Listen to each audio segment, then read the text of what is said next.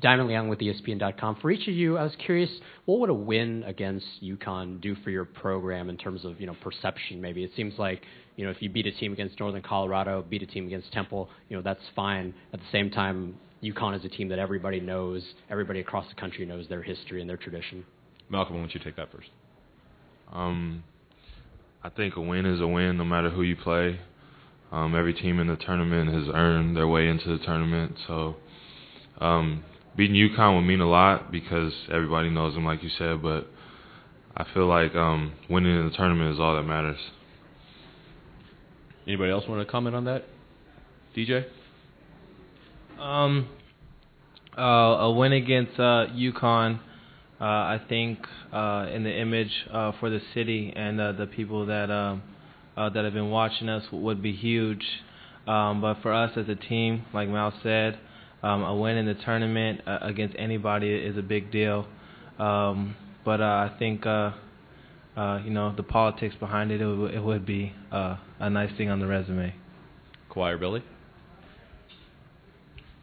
Like they said, we just here to play, and it will be a huge win for our school. So, we'll just be excited. We're just ready. Kawhi, you're it. I just think it would just be a win. I don't think it's going to do nothing for our program. Next year, people still going to look at us as San Diego State. So we just got to win a game and keep going on. We're going to go right here in the black and then over here. Len Robbins, New York Post. This is for you, DJ. I know you've played against Jimmer, I think, 3 times in person this year, right? And I'm sure you've seen a lot of Kemba on tape. Can you just compare, contrast the two of them? Contrast won't do as much justice because I haven't played him in person.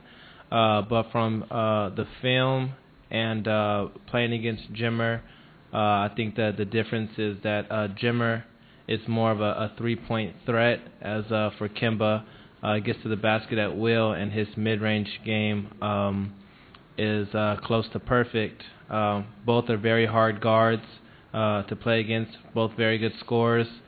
But one, you're picking up at the half-court line, and the other one, you constantly need help within that three-point range. All right, Jill, right here. DJ, can you talk about what this win, getting back into the Sweet 16 means for Steve Fisher? It's been 17 years, and he kind of kept talking about that in the locker room after your last win.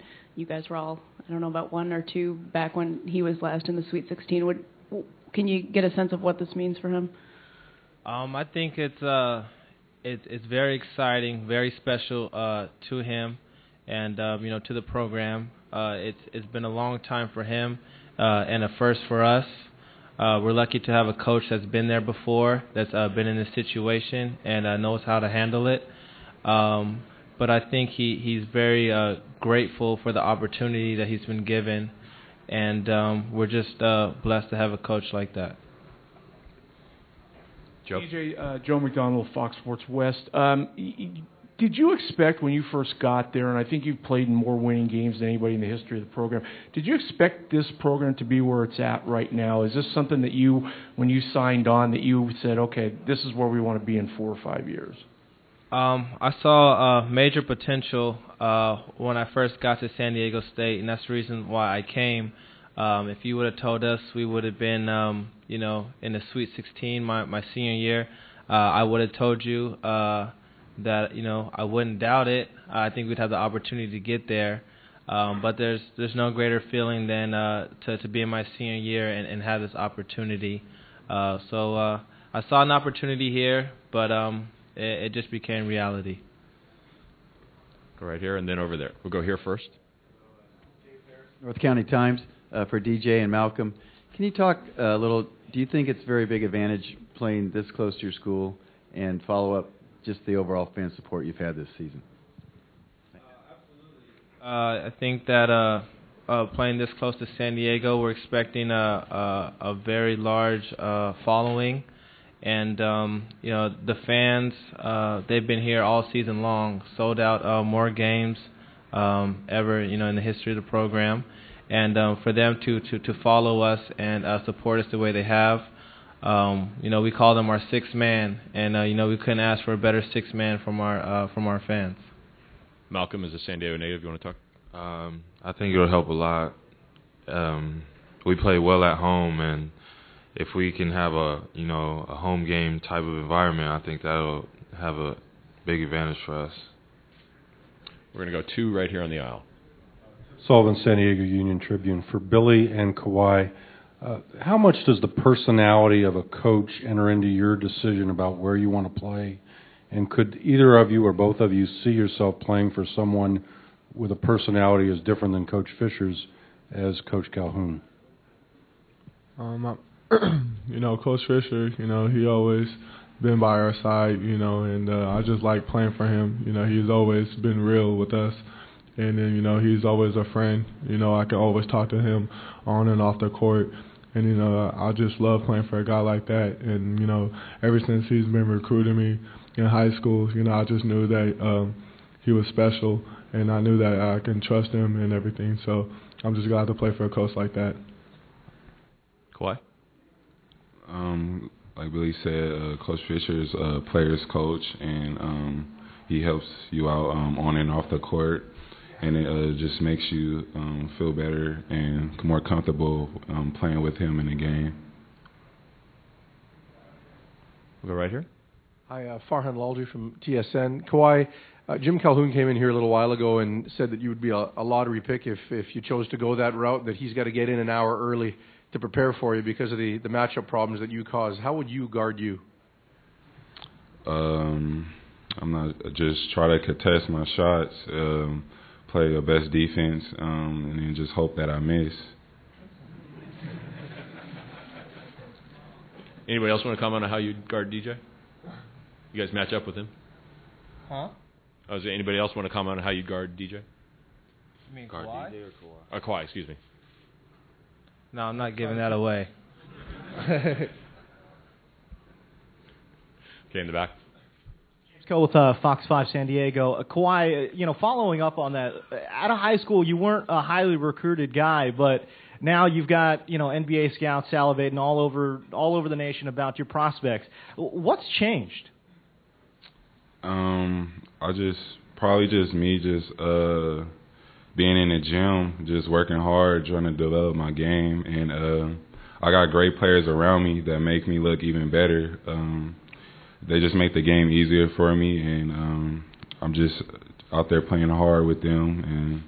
And I guess they see that I've just been working hard, and some of my skills developed to be a professional.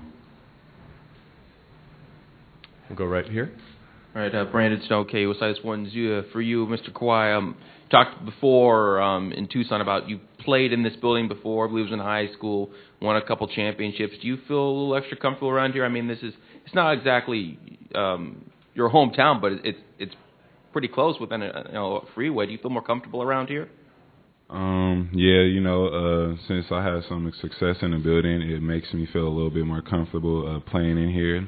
But this is a different level of competition and the different players that I'm playing against. So I still have to come in focused and prepare to play a good UConn team. Go right here in the striped shirt. Sam Kahn, Houston Chronicle. For any of you guys, what role, if any, does tradition play in this regional? I mean, you got UConn and Duke and Arizona with extensive tournament pedigrees. You guys are just building yours this year.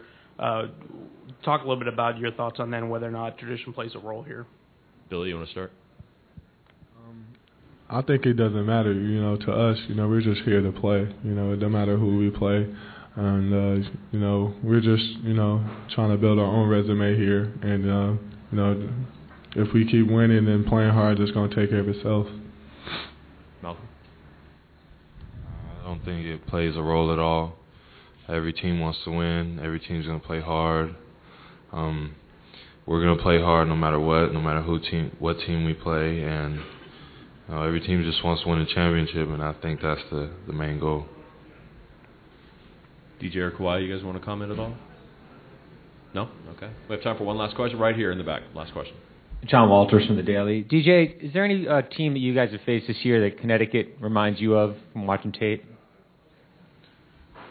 No, I don't think so. If I had to choose one, it'd probably be BYU. With Brandon Davies, they do have a big man. They have some big guys. They have that one scorer that can go off for a lot of points, and they have a shooter, a guy that can knock down shots at will, and some role players that do their jobs very well. So this will be a fun matchup. We know it's their team that likes to get up and down, a transition team. So if it had to be close to anybody, it would definitely be close to a BYU.